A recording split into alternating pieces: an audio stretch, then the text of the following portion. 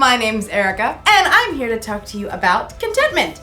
Contentment is learning to be okay with what you have. And I mean, whatever you have. Let's take bicycles, for instance. You can be content if you have the best bicycle in the world. Like this one. This is top of the line. You could climb a mountain with this bike. And if you get tired of pedaling, it's got a motor that kicks in that helps you keep moving. Or maybe you have a bike like this. You can be content with an old used bike that's been around the block a few times. It may not shine like a brand new bike, but it gets the job done. But here's something that will really surprise you. That's right. You can be content with having no bike at all. It's true! Not everyone in the world has a bike, and lots of those people are quite content without one. In fact, you can be content even if all you have is a box of bike parts. I mean, there's so many uses for a box of bike parts, right? I'm big and you're small. Hey, big guy, are you gearing up for a fight?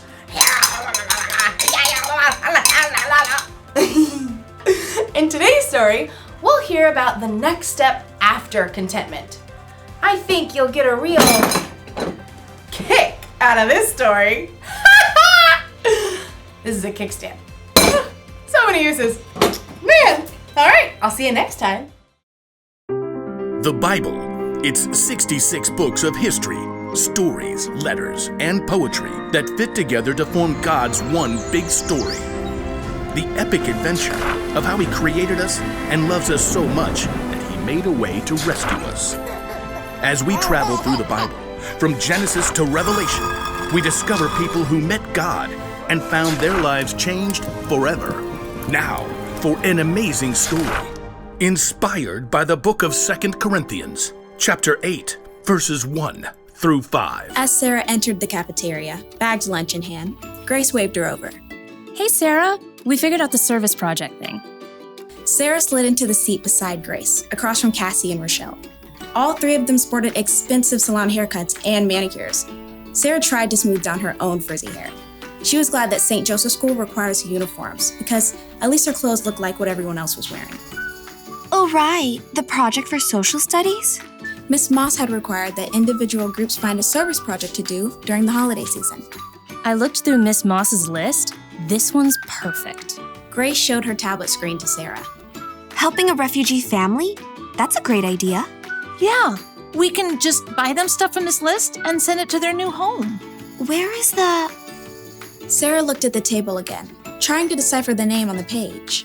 Where is the KMB family living? Somewhere over on the east side, like Grove or some place with those rundown houses. Sarah swallowed hard. She lived on the east side when she'd moved in with her grandma. It was only because of a scholarship that she was able to attend St. Joseph's School. It says here the family needs 3 sets of sheets. Oh, I know! You've seen those ads for tufted owl sheets? They're supposed to be the best. Sarah's eyes widened. Aren't those sheets like $200? That's cool. My dad will give me the money. They need dishes. I'll order a full set from Macy's. My mom has a platinum card there. I'll get them a TV. Perfect way to learn English, right? Enter a credit card number and boom, service project done. The girls turned to Sarah, who avoided their eyes by staring at the list of needs on the tablet. Hey, Sarah, what are you gonna send? They need winter coats. I saw these awesome tailored down jackets on sale for like $125. I don't know. I'll text you all later. That evening at dinner, Sarah barely touched her spaghetti. Grandma peered across the table, her eyes bright under her wiry white hair. Now, what's wrong, Sarah? Oh, it's this service project I have to do for school. We're supposed to help this refugee family that's moving into a house over on the Grove.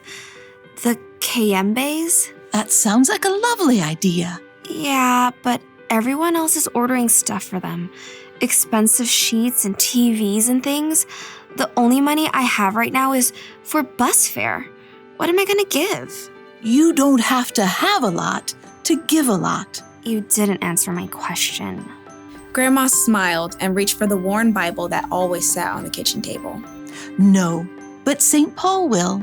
Sarah knew that once Grandma got a scripture passage stuck in her mind, there was no stopping her from reading it.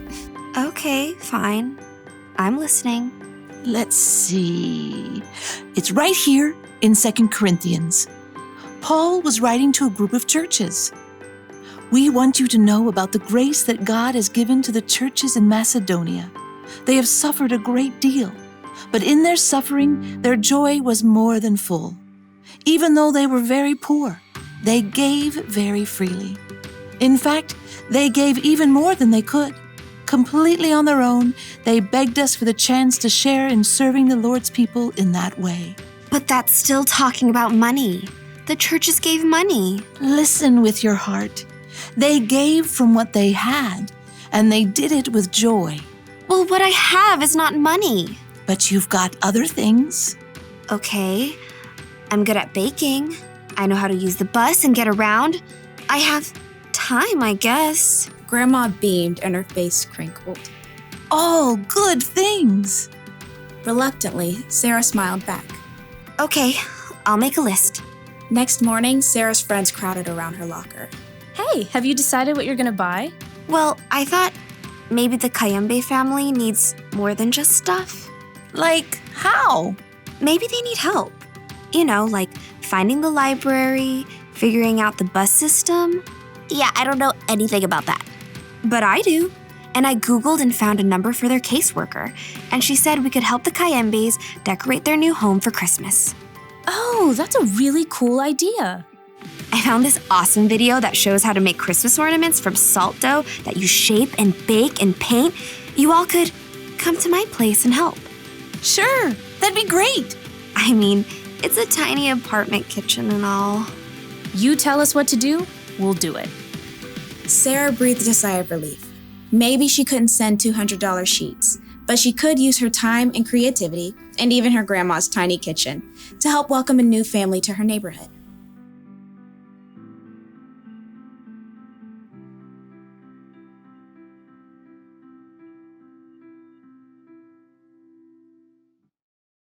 The people in the Macedonian churches didn't have a lot, and yet somehow they were okay with that.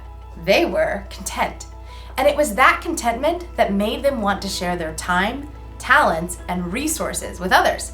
You see, when you learn how to be content, it makes you really see all the good things you have. You learn to be thankful for what you've been given, and the more thankful you are, the more likely you'll want to share what you have with someone else.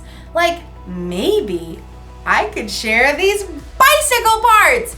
You know, I'll bet there's a bike somewhere that's falling over somewhere because they need a kickstand.